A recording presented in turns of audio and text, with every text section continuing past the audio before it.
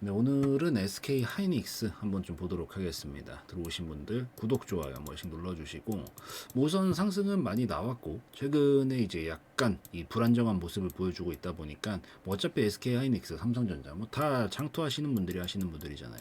이게 장투를 내가 어디까지 좀 가져가는 게 옳으냐, 내가 지금 여기서 어떤 행동을 하는 게 좋겠느냐, 이런 것들에 대한 고민들이 이제 슬슬 좀 드는 시점일 수 있기 때문에 그런 부분들도 좀 체크하고 전망적인 부분들, 리스크 요인들, 그리고 그 다음에 우리가 해야 되는 것들 좀 보도록 하겠습니다. 뭐 사실 상승이 지금 이제 반도체발 굉장히 많이 나왔죠. 지금까지 올라오면서 핵심 키워드는 뭐였나요? 결국엔 HBM 쪽이 결국엔 핵심 키워드였다. 특히나 최근에 AI 쪽에 대한 것들, 오죽하면 거품설까지 나오고 있겠어요. 그래서 이런 얘기들까지 나올 정도로 특히나 AI 인프라라든가 뭐 아니면 데이터 센터 이런 것들이죠.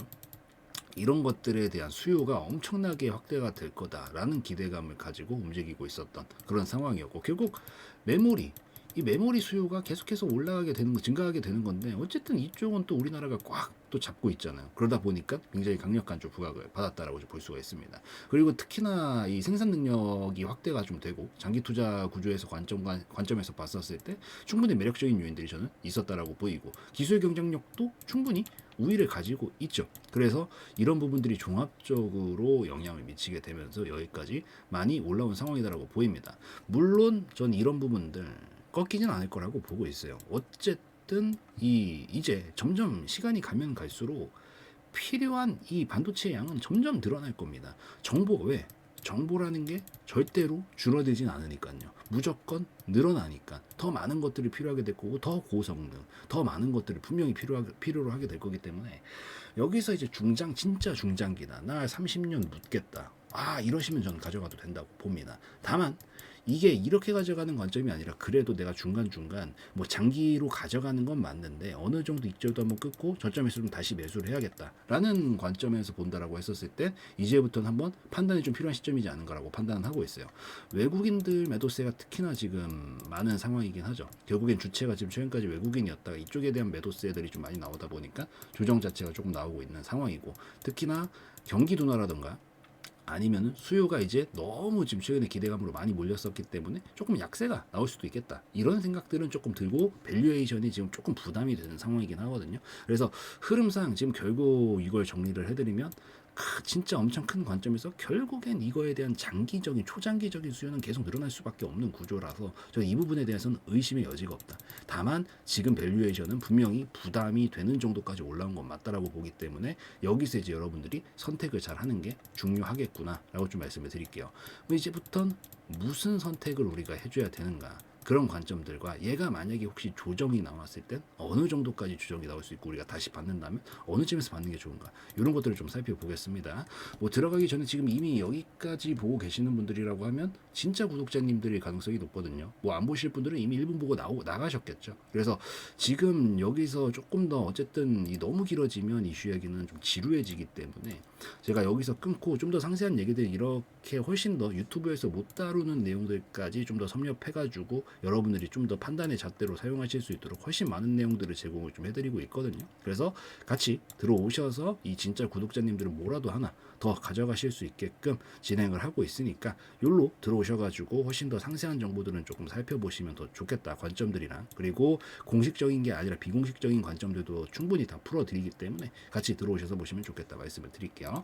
자, 그리고 이제 기술적인 거를 좀 들어가서 좀 살펴볼 건데, 우선 상승 파동은 제가 크게 봤었을 땐 결국 안 꺾일 거라고 말씀드렸어요. 뭐 이거에 대해서는 저도 의심의 여지는 없습니다. 근데 지금 이제 완전히 신고가 자리 근처까지 거의 다 왔고, 뭐 어쨌든 신고가는 보통 한 번에 넘기는 경우가 거의 없습니다. 그만큼 어려운 영역이에요, 신고가에 넘어가는 거. 왜?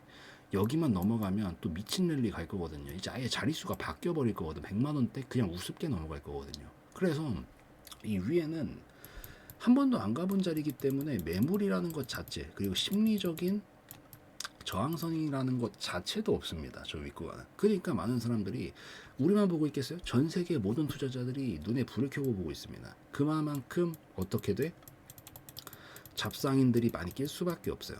그래서 그 잡상인들이 많이 끼면 점점 이 잡음이 늘어나. 결국 그러니까 사람들이 많이 모이면 사건 사고가 일어나죠. 항상 잡음이 많이 일어난다고요. 그래서 컨트롤이 안 되고 이게 주가가 막 지저분해져요. 그래서 이런 자리들을 보통 한 번에 넘겨주는 경우들이 거의 없다. 이 잡음이 많이 끼기 때문에 엄청나게 흔들고 난리를 좀 치고 움직일 가능성이 높은데, 그나마 좀 긍정적으로 바라볼 수 있는 건 아직 그래도 이렇다 할 만한 정도의 큰 거래량이 나오진 않았거든요. 그래도 분명 특징적으로 어쨌든 좀 최근에 외국인들의 매도세가 많이 있다라고는 하지만 어쨌든 그 양은 분명 거래량으로 드러나게 되어 있어요. 거래량이라는 게 결국에는 교환이니까, 매수와 매도 교환이니까 어쨌든 매도세가 많아도 거래량 무조건 많이 나온단 말이지. 근데 그게 나온 건 없다라는 걸 봤었을 때 장기적 관점에서 문제는 없다라고 보입니다. 분명히. 그래서 장기 관점으로 보실 분들은 솔직히 충분히 긍정적이라고 봐요. 다만 지금 분명히 여기까지 급하게 끌어올리면서 신고가까지 터치를 했고, 아까도 말씀드렸다시피 여기는 지저분하게 움직이기 때문에 보통 한 번에 안 가서 조정은 한번 깊게 주고 갈 가능성이 굉장히 높다. 그럼 조정이 어디까지 나오느냐? 보통 하나의 파동이 만들어지면 보통 올라왔던 하나의 파동에서 절반 정도까지 보통 기술적 조정을 줍니다. 보통 그래요. 움직임이라는 게. 이게 원리까지 설명하면 너무 길어지기 때문에 그 부분은 패스할게요. 여기서부터 여기까지 추세를 한번 태웠으면 보통 절반 정도까지, 확률적인 이야기지만 보통 절반까지는 조정을 줍니다. 그리고 이게 정상 반응이에요. 올라와도 저건 절반 조금 안 되게 나오긴 했지만 보통 절반 정도가 일반적인 움직임이구나라고 보시면 돼요. 올라와도 절반 정도까지 보통 이런 움직임을 보이게 돼요. 이번에 새로운 추세 어디서 시작했어요? 여기 횡보치다가 여기서 시작을 했죠. 보통 절반 정도까지라고 하면 대략 한 30만 원 정도, 30만 원에서 35만 원 정도 구간까지가 우선 다음으로 예상을 해보고 있는 반등 자리이자, 이 지금 상황에서 어쨌든 주가라는 것 자체가 저평가 고평가를 왔다 갔다 하면서 움직이는 거기 때문에 이 저평가에서 고평가로 왔다 지금 간 상황이고, 여기서 이제 다시 뭐 해야 돼? 적정 가격으로 회귀를 해야 된단 말이야. 그 지점이 저는 지금 여기라고 보고 있습니다. 그래서 지금 어차피 그러니까 결국 안 간다는 아니야. 근데 시간은 좀 걸릴 거다. 그리고 여기서 이렇게 살짝 이 삼삼 모양 패턴, 헤드앤숄더 패턴이 나왔기 때문에 당분간은 좀 조정, 어차피 지금 밸류에이션도 부담이라서 한 번에 가기 어렵고, 신고가는 어차피 여기서 조정은 분명 한 번 더 나오지 않을까라고 보여요. 여기서 여러분들 선택을 해야 되는 건 30만 원, 35만 원까지 조정 나올 거다. 여기서 그리고 바로 가는 거 아니에요. 조정 나오고 나면 왔다 갔다 합니다. 이걸 또 한 1년 정도 시간을 보낼 거예요. 그래서 떨어지고 여기서 왔다 갔다 하고 다시 입모아가지고 이렇게 갈 거거든요. 그럼 결국에는 한 1년에서 조금 넘는 기간 동안은 조정 혹은 횡보장세를, 사이클이에요. 이거는 그냥 사이클. 제가 이걸 바라는 게 아니라 사이클이 그렇다는 겁니다. 그래서 사이클상 분명 여기에 접어들 가능성들이 높아요. 여기서 여러분들이 판단하셔야 되는 건, 내가 이거 그냥 견디고 더 긴 파동을 위해서 쭉쭉 가져가겠다. 가져가세요. 이런 분은 그냥 가져가시면 됩니다. 중장기로 어차피 보는 거니까. 근데 내가 이게 자꾸 떨어지고 나서 여기가 생각이 날 것 같고, 아 내가 이거를 온전히 못 가져갈 것 같고, 시간이 너무 지루하고 기회비용이 너무 아까워 라고 하시는 분들은 지금 자리에서 최소 절반 익절하고 밑에서 다시 받을 준비를 하시는 게 더 나을 수도 있습니다. 선택지상 여러분들이 이거를 계속 알림을 걸어놓고 받아서 여기서 추가적으로 다시 들어가실 수만 있다라 그러면, 지금 결국엔 이게 매매라는 게 맞추는 것도 중요한데 결국 사람마다 성향이 달라요.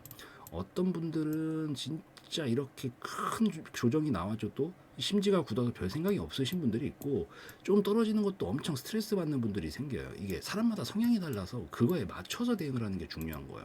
결국은 우리는 사람이고 사람이 매매를 하는 거잖아요. 그러니까 여러분들 지금 선택지 드리는 게 장기로 가져가는 게 나쁘다는 게 아니야. 다만 분명히 1, 2년 정도는 조정 사이클이기 때문에, 조정과 횡보 사이클이기 때문에 이게 굉장히 지루하고 괜히 이제 지쳐가지고 여기가 생각이 나고, 이게 지금 반토막이거든요. 결국 절반까지 내려온다 그랬잖아.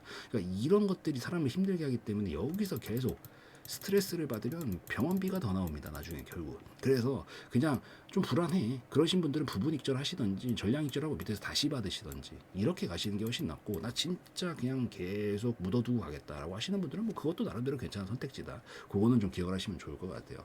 그리고 지금 여기서 이 좀 더 아까 전에 제가 유튜브라서 좀 더 상세하게 못 다뤄드렸던 내용들 있죠. 그런 비공식적인 내용들이나 아니면 여기서의 이후의 사이클들, 내가 지금 여기서 커트를 좀 더 치는 게 좋은지, 아니면 여기서 내가 계속 버티고 가져가는 게 좋은지, 혹시 재진입 타이밍을 잡아야 되면 어느 정도 가격선에서 내가 잡아주는 게 좋은지, 그런 것들은 제가 상세하게 브리핑 좀 드릴 예정이기 때문에, 이렇게 시크릿으로 올려드릴 거기 때문에, 이미 3전은 어느 정도 설명을 드렸고요. 하이닉스도 올려드릴 거기 때문에 같이 들어오셔서 우리 뭐 SK 하이닉스라든가 뭐 삼성전자라든가 반도체 주주님들 요 같이 들어오셔가지고, 그래도 뭐라도 하나라도 조금 더 잣대와 기준선들이 있으면 여러분들이 훨씬 더 이후에 내가 어떻게 끌고 나갈 것인가, 이 투자라는 관점에서 또 이해를 하시는데 도움이 좀 더 많이 되실 거라고 생각을 하고 있고, 어차피 진짜 구독자님들만 들어오기 때문에 제가 뭐라도 하나 더 챙겨가실 수 있게끔 여러분들이 좀 더 도움이 되시게끔 성심성의껏 노력하고 있기 때문에 같이 들어오셔서 보시면 좋겠다라고 좀 말씀을 드리면서 마무리 짓도록 하겠습니다.